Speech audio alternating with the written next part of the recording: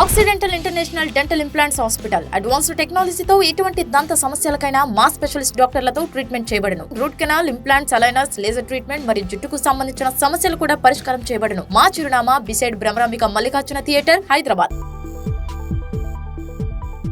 Hello, this is Dr. Yamini Aparna, specialist in oral medicine and radiology, consultant at Occidental near JNTU Metro Station, Hyderabad.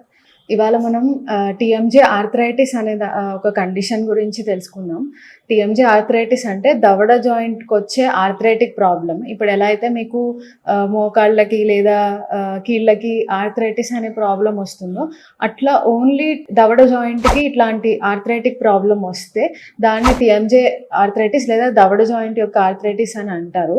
దీనికి కారణాలు అంటే ఇప్పుడు ముందుగా మీకు ఇట్లా జాయింట్ పెయిన్ ఉండి మీరు దాన్ని ఇగ్నోర్ చేసి లేదంటే తర్వాత అది ఇంకా పెరిగి జాయింట్ దానికదే రిపేర్ చేసుకోవడానికి ట్రై చేసే ప్రాసెస్లో అక్కడ మనకి బోన్ లాస్ అనేది జరుగుతుంది అనమాట జాయింట్ ఏరియాలో.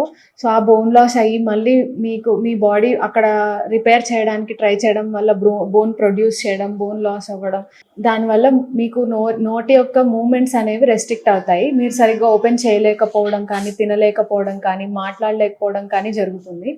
అండ్ టీఎంజే ఆర్థరైటిస్ అనేది ఇగ్నోర్ చేసే కండిషన్ అయితే కాదు. ఎందుకంటే మీరు తినలేకపోతే మీరు ఆబ్వియస్లీ మీ డైలీ యాక్టివిటీస్ ఎందులోనూ మీరు మీ 100% ఇవ్వలేరు. సో మీకు ఏదైనా జాయింట్ నార్మల్గా క్లిక్కింగ్ సౌండ్ రావడంతో పాటు మీకు ఏదైనా 2 బోన్స్ ఇట్లా రాసుకున్నట్టు కర్ర అనే సౌండ్ వస్తుంటే మీరు నోరు తెరిచినప్పుడు మూసినప్పుడు మీకు ఆర్థరైటిస్ ఉండే ఛాన్సెస్ ఉంటాయి.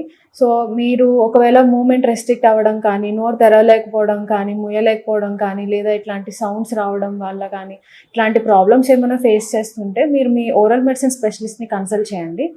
ఒకసారి డయాగ్నోసిస్ అయిన తర్వాత దీనికి డిఫరెంట్ టైప్స్ ఆఫ్ ట్రీట్మెంట్స్ ఉంటాయి. ఇందులో భాగంగా ఏంటంటే నార్మల్గా ఫస్ట్ మనం కన్జర్వేటివ్గా లేదా మెడిసిన్స్ యూజ్ చేసి తగ్గించడానికి ట్రై చేస్తాము. ఒకవేళ మెడిసిన్స్తోని కూడా అవ్వట్లేదు అనుకుంటే తర్వాత మనకి జాయింట్ ఫ్లషింగ్ అనేది ఉంటుంది, ఆర్థ్రోసెంటసిస్ అంటారు. సో ఇట్లాంటి ట్రీట్మెంట్స్ కూడా అవైలబుల్ ఉంటాయి. లాస్ట్ అప్రోచ్ అనేది సర్జికల్ అప్రోచ్ ఉంటుంది. బట్ మీరు ఫస్ట్లోనే సర్జికల్ అప్రోచ్ అనేది కన్సిడర్ చెయ్యము మోస్ట్లీ. చాలా వరకు కేసెస్లో మెడిసినల్ అప్రోచ్తోనే మనము క్యూర్ చేయొచ్చు. Cure in the sense arthritic చేంజెస్ని రివర్స్ చేయలేము, బట్ మీకు ఇంకా ఫర్దర్గా డ్యామేజ్ అవ్వకుండా జాయింట్ అయితే కాపాడగలుగుతాం అనమాట. సో మీకు మూమెంట్స్ నార్మలైజ్ చేయడము లేదా ఇంకా ఫర్దర్గా మీ జాయింట్ అనేది వర్సన్ అవ్వకుండా చూడడం వరకు మాత్రం ట్రీట్మెంట్ ప్లాన్లో ఇంక్లూడ్ అయ్యి ఉంటుంది.